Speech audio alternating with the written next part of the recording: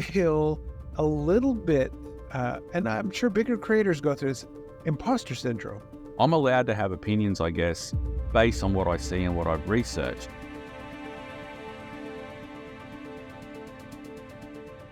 Hello, and welcome to Minecraft Lab, where we explore, experiment, and theorize about all things Minecraft. I am Minor Thoughts, and this time I don't have a pun. All I really want to say is, what would interims do without the Troge? Ooh, you and the wood puns. Hey, Minor, how you doing? I'm doing good. And I think it would be just fine. There's plenty of interest there. I think it would be just fine. How are you, sir? I'm doing good. Got back to streaming this morning on the Interrealms. We are in 1.20.1. Yes, we are.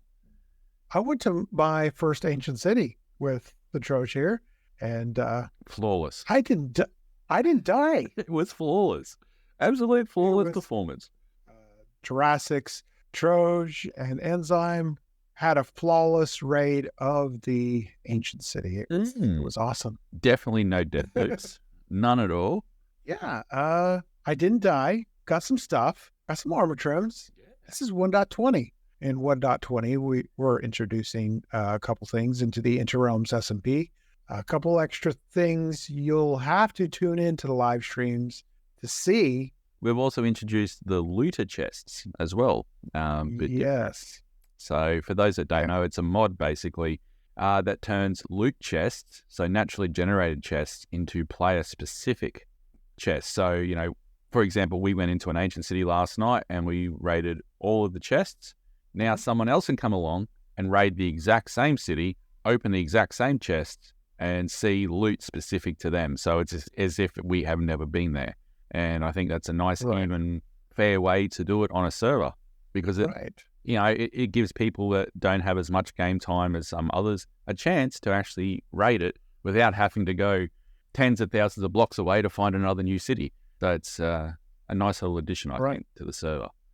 I never knew about this mod, and I think it's awesome. I think larger SMPs, last week we talked about Hermitcraft. I guess they've got the finance and resources to have a large world file size because you got hermits going out exploring everywhere. But smaller SMPs, it's nice for us to have, so we can keep the world size a little bit smaller, and it just makes it fair. It does. It makes it fair. And world size, you're exactly correct, because the first, when we was 1.18, or whenever before the ancient cities first came out, prior to that, our world size was like 7-8 gig, which is still on the larger size, but we pre-generate a lot to make it a smoother experience. When 1.19 came out, whatever the ancient cities update was, my mind's fuzzy this morning. When the ancient cities came out, our world size jumped to about 32 gig because people would go and raid them and there'd be nothing left for people to raid. So they would want to raid, so they'd go look for more. And the world was obviously getting bigger and bigger and bigger and bigger. Right. So we actually cut that. When I just updated the server, obviously, to 1.20, the file size was 37 gig, the world, which is insanity. And when you actually open it up in NCA Selector, which is what you use to trim trunks and whatever, the offshoots where people had gone and the distance that they had gone, because on that program, you can see everything that's been generated. And it's just, wow. Some people went miles for these things, and they all lead to ancient cities. Every single line led to an ancient city, and so, hello. So that explained a few things. But, we've brought that back now. I think the world size is about 7 gig now. So, again, hopefully this looter mod keeps it, people don't need to go looking because the chests are all remaining the same. And it's a nice little segue into talking about mods and servers and ways servers need to change to keep up to date and more, more relevant in today's ever-changing society. Right. I was just going to say, and that's a nice little segue. Last episode, we talked about Hermitcraft and how they're changing, but they're not just vanilla anymore. And I think I made the comment that I don't see any vanilla SMPs out there anymore. We're pretty much running what you see on Hermitcraft, and we'd like to get into kind of a expanded discussion from last year, which we had with Magpiecraft, and talking about SMPs and how things are evolving to run even a small server, the Interrealms community server. It's not really small.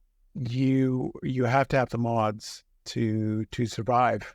Look, I'm sure that there are vanilla SMPs out there because SMPs start every single day. There's hundreds and hundreds and hundreds of them, and everyone, just watch some of the Facebook groups, almost every second day someone's coming in, I want to start a Hermitcraft-like server. Well, you want to come and play? And they start recruiting on there. But they never go anywhere. They never last. Not a long time because people lose interest. And I think that's a vanilla thing is people lose interest. Now, with Interrealms, we've seen that too multiple times over the almost 3 years that we've been running as a server, which is, I think, a great achievement that we've been going for as long as we have as well. But, you'll go through periods where people get busy, people have real life things that are coming up, or their attention shifts to something. But then invariably, it all comes back, whether it's around an update, a live stream weekend, something like that. Something will, reignite it, and we get another influx of new people, and it's a revolving cycle. But I think what is a challenge these days is obviously a content creator sphere is very, very, let's call it oversaturated, because that's exactly what it is. But the options for people of servers to where to go and where to play is almost unlimited as well. Back when we were starting, you would trawl through Twitch and YouTube and look for smaller creators that may not be affiliated with anybody or any other server and reach out to them and say, hey, would you be interested? Now you do that. Even people with like 10 followers are on a SMP, or they've got their own SMP, and you never heard of what they're called. You never have heard of them before. You never hear of them again. But there is just a plethora of them. So how do they stand out? How do you get noticed? And this was what I think we raised in the last one is a hermit uploads a video from Hermitcraft and you upload a video from your server at the same time. Who's going to get watched? People are going to go, well, I don't know who that person is. I don't know what that SMP is. I'm not invested in it. But they know everything about Hermitcraft, so they go and they watch it. So how does SMP style content fit these days? It's a tough one to answer. And I guess why we're here bringing it up for a discussion now. Yeah, it's what do you do? Do you do something similar to Hermitcraft? Get called out? Some people get called out saying you're just a Hermitcraft clone, or do you do something different and that just doesn't get noticed? It's almost as if you have to. We toss this around a lot. You got to work the algorithm. You got to hit those keywords.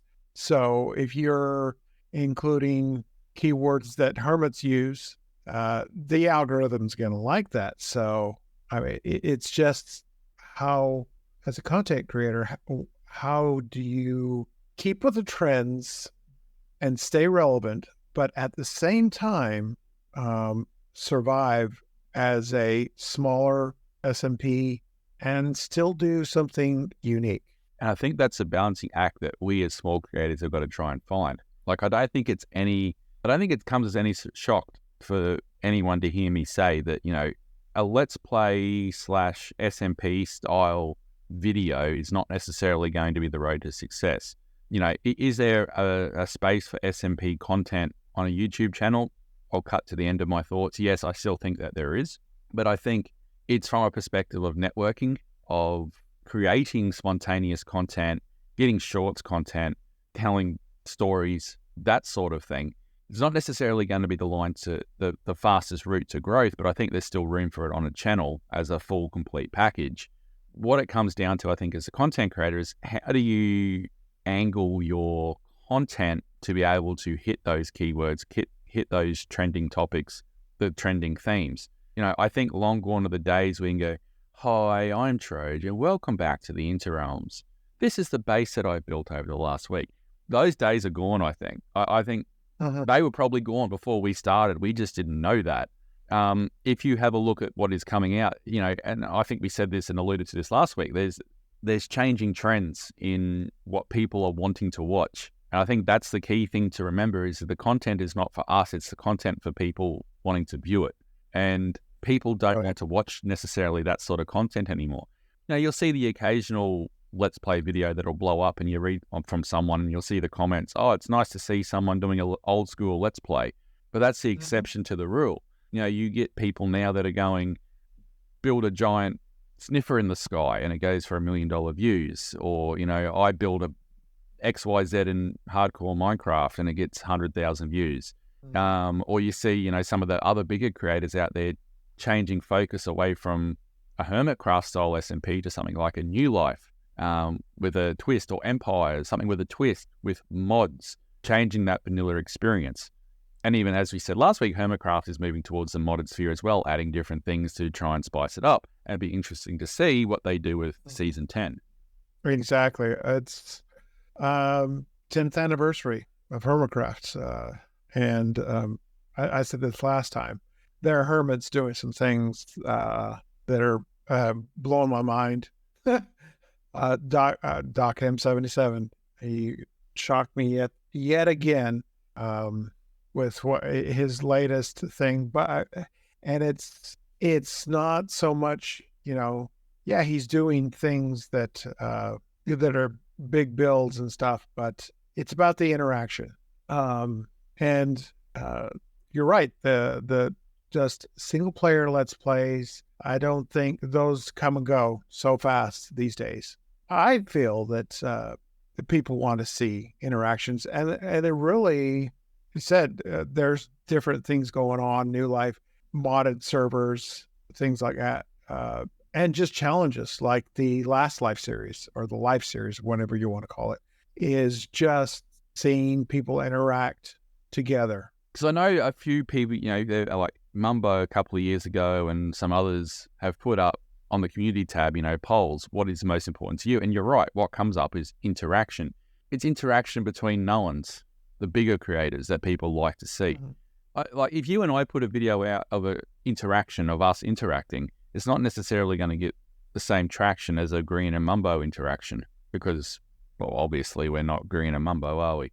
So yeah, I think interaction is important, but it's not going to get you views. It's not going to get you, it's going to get your attention. It's going to get you people enjoying your videos, but that's not going to get you the clicks to start with. And I think we as small creators have to figure out, how do we angle our content these days to get that click, to get that view, to stand out in an oversaturated market where every person and their dog is making YouTube videos for Minecraft, and new ones are coming along all the time. And, you get some like the Cringy Gull, who's just gone literally overnight.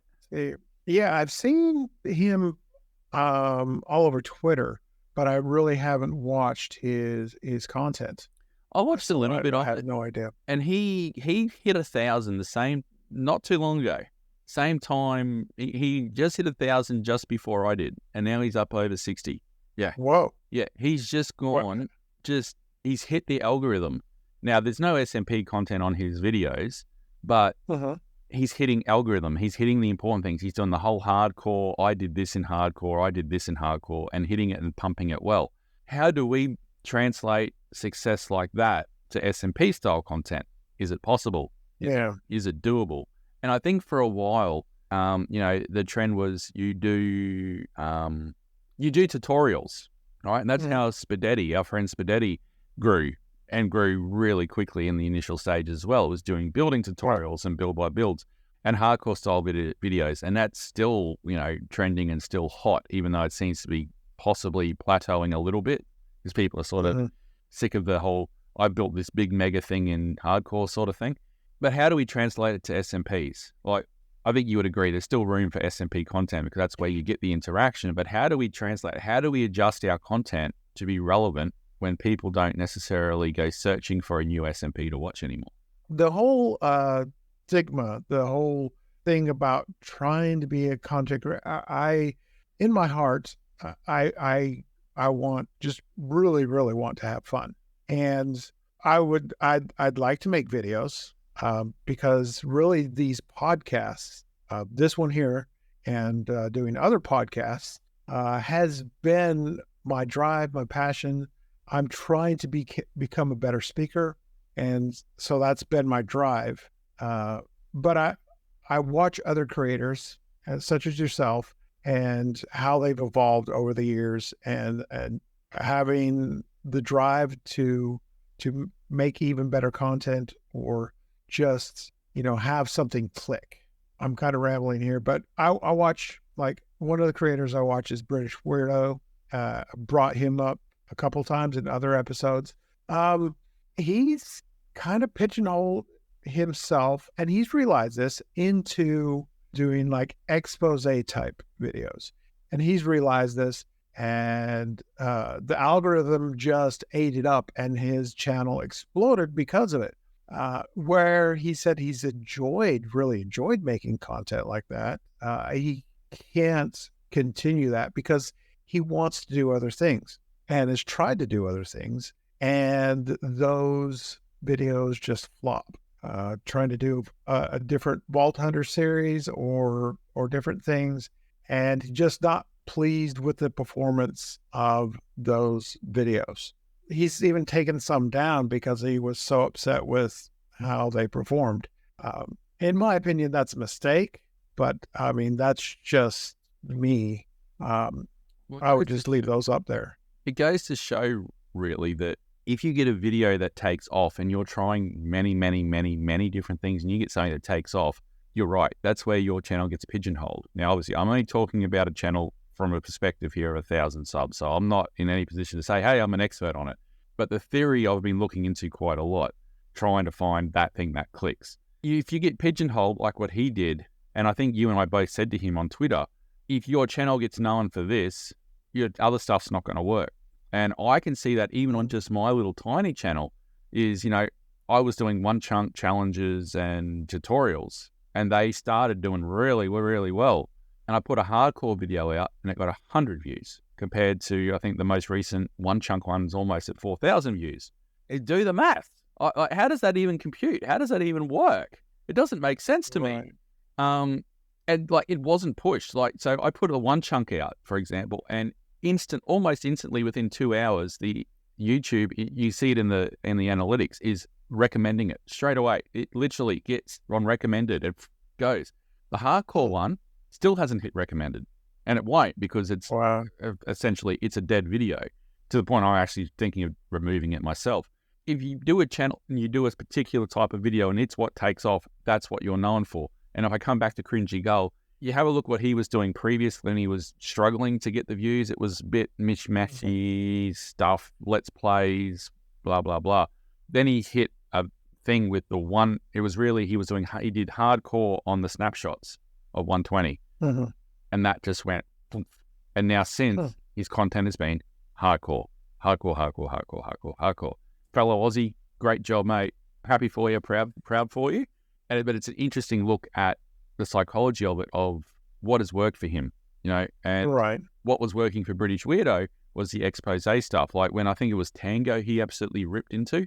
Well, the one that got the 1 million views was when he was tearing into Stevie, which everybody, as right after Mambo said, hey, this is my build, Stevie. And, British Weirdo jumped on that and put out a video, and it just exploded and made his channel explode. So, but if people are going to come for that style of content, they're not going to necessarily want to watch him do Let's Plays. They didn't come for him. They came for his style of video, which was expose, hard-hitting, journalistic, you could call it. They didn't they didn't subscribe for him. They subscribed for the style of content that he's making. So then when he tried to spread that out into something different, didn't work, because that's not what they signed up for. And they hadn't personally invested in him to watch that content. That's my take on it. I'm gonna say something that's kind of been on my mind for a while, maybe a little personal, I don't know. We've been doing this podcast for almost 2 years, and we talk a lot about content creation and YouTube and being a content creator and what it takes and things like that. I don't, for whatever reason, and this may be a whole other episode, but I feel a little bit, and I'm sure bigger creators go through this, imposter syndrome. Should I be talking about content creation? I'm on an SMP, which I really enjoy. I enjoy making the videos when I can. I definitely struggle with making the videos. Not so much with these podcasts. I love doing the podcast, but again, that's getting back to my passion right now. Is that a different podcast topic? Should we just cut all this? I don't know. It's a good conversation. Look, I think you're right. And I struggle with that at times as well because, we give our opinions here. Uh-huh. And it's opinions. I'll talk about myself from my perspective. I give opinions. I'm a very opinionated person. I like to study. I like to look at things. So someone messaged me last night saying, hey, I'm really struggling with videos. I'm self-doubting that I can actually do it. And someone that hasn't made too many videos on the server, a lot of success with streaming, but hasn't made the videos and I think, wants to transition that success into YouTube, and showed me some of the shorts that they had been making. And it's like, okay, I've only got 1,000 subs. Let's not beat around the bush. I'm not a huge YouTube known person, right? But I know the theory based on the research that I've been doing. And generally it's translating into a little bit of success with my channel. So I'm able to pass on that knowledge. Is it 100% factual? I don't know. It's based on my opinion. I'm allowed to have opinions, I guess, based on what I see and what I've researched. But when I'm here giving my opinions, I guess, on the likes of British Widow and Cringy Gull and these guys and what they've done and why they necessarily haven't succeeded and gone on, it's based on opinion only, not based on hard-hitting facts of, oh, look, I've got 100,000. This is what I've learned. I've got 1,000, right? So take my opinion with a grain of salt. However, it's still worthy to discuss because it's our point of view from the perspective of the little guys trying to be the bigger guys and girls to grow. Right. So I think there's room for that. And if people don't want to listen to it, that's fine. If they do want to listen to it and get something out of it, that's fine as well. Right. We've been doing this, my content creator journey is probably 3 years into it. Yeah, it's just over 3 years into it, probably. But really, if I look back at it, it didn't get serious till probably about 1.5 years ago. Otherwise, previous to that, it was just put a video together, whack it out, and whatever happens, happens. But it was 1.5 years ago when actually there might be something in this. I think it was when, I tell a lie. It was when I started getting monetized decently on Twitch. I started making, not a huge amount, but a decent amount every single month where that payment kept coming. And it was like, there's actually something to this. So that motivated me to change. And then it was sit down and look, it's taken me 18 months to hit 1,000, but on YouTube, but it's slowly changing. So I think both of us have a right to have an opinion on it from the perspective of a small creator. And it's our take on when British Weirdo doesn't have a great performing one, we can have an opinion from a small content creator. So this is what we think.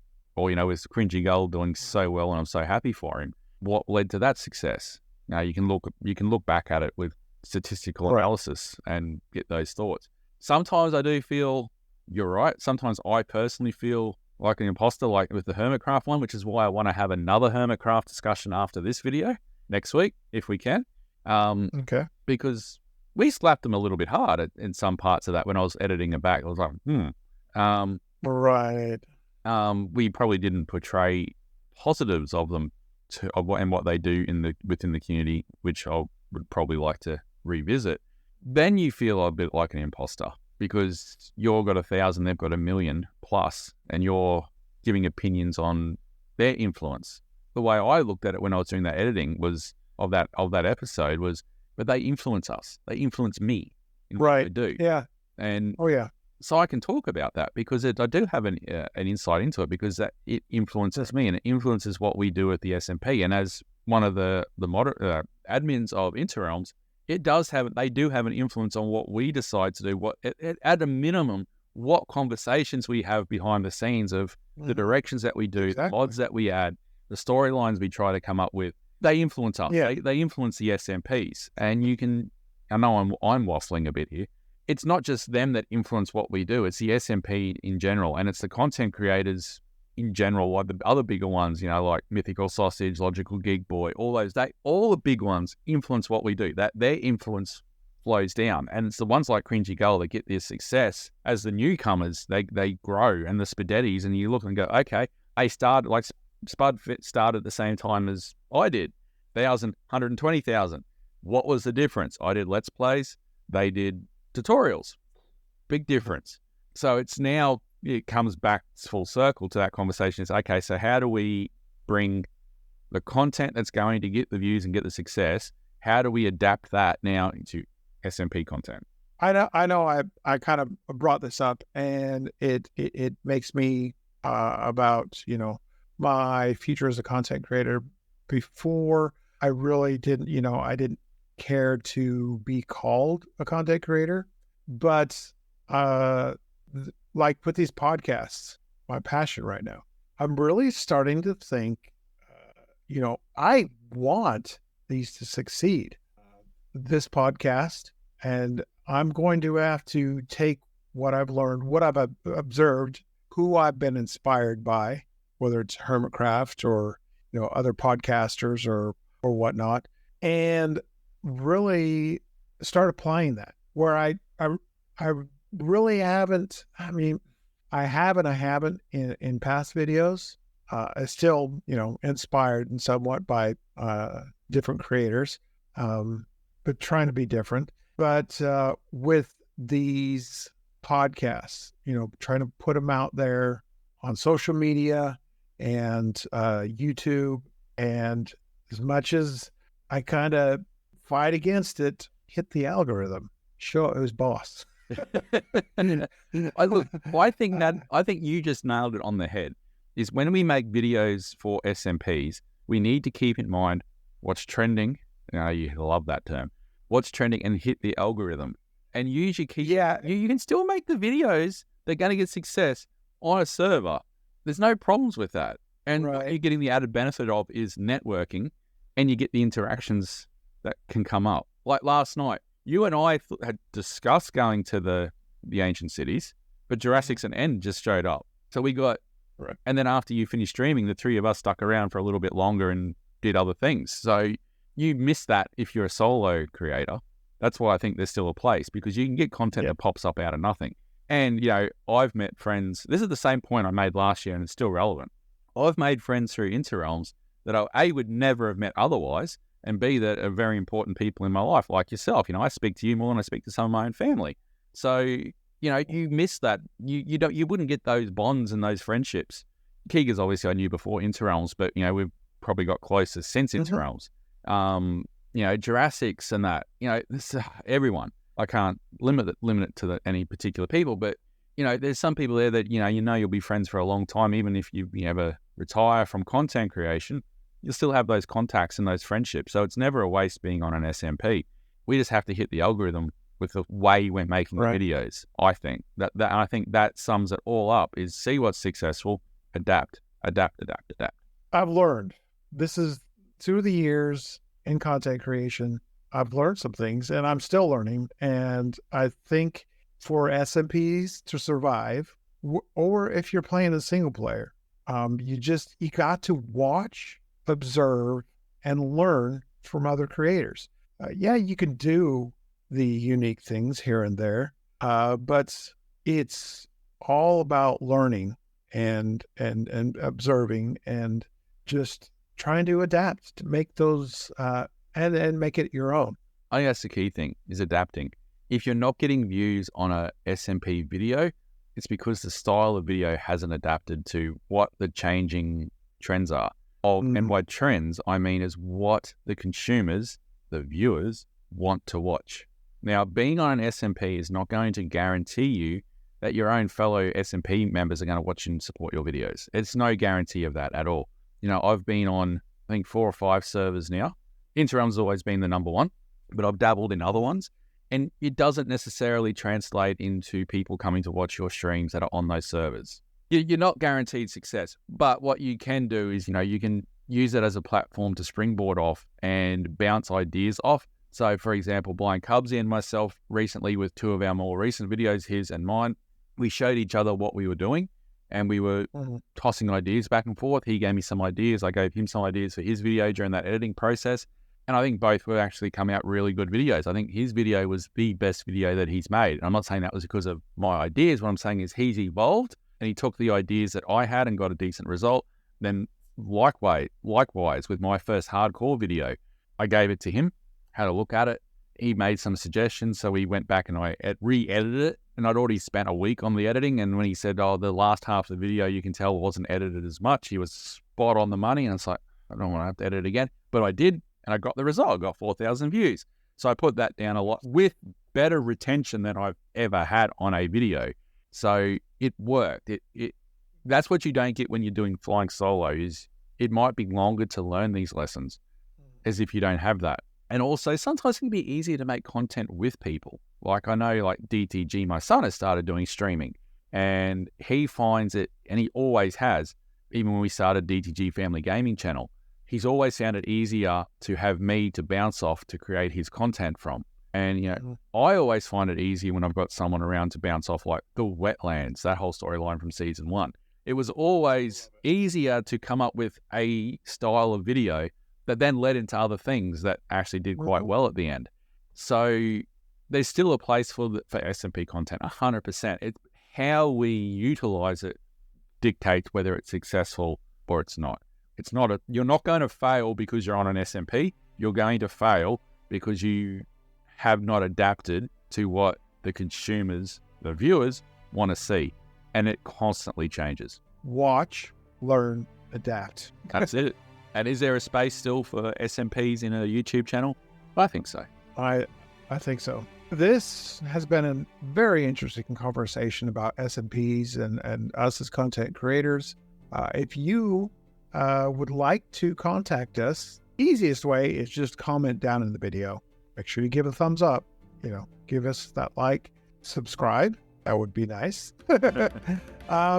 But you could also contact us at minecraftlabpodcast@gmail.com. You can find us on the socials. And don't forget the interrealmsSMP.com, the website by the amazing Kigazo2. He's got all the information on us, on the server as a whole. And if you go at the top, there's a link there that says connect. Click on that, and if we forgot to mention anything, they're all there. You can contact us in some way. I'm going to get back to figuring out how I can blow up. Not on YouTube, but just TNT. And Troge is going to get back to finding his wood. I have lunch today. Not going to. Oh, yes. Yeah. Yes, your night, my morning this time. Yes. With that then, goodbye. Bye-bye.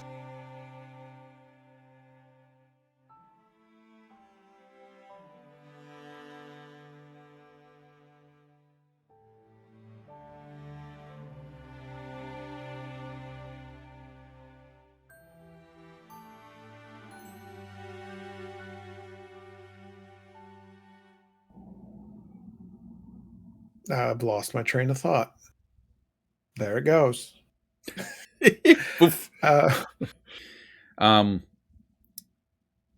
goes my train of thought. It just it followed yours. It's all your train going. So that looks like fun. Right, it's headed to the same place, wherever that is. Yeah, forgetful.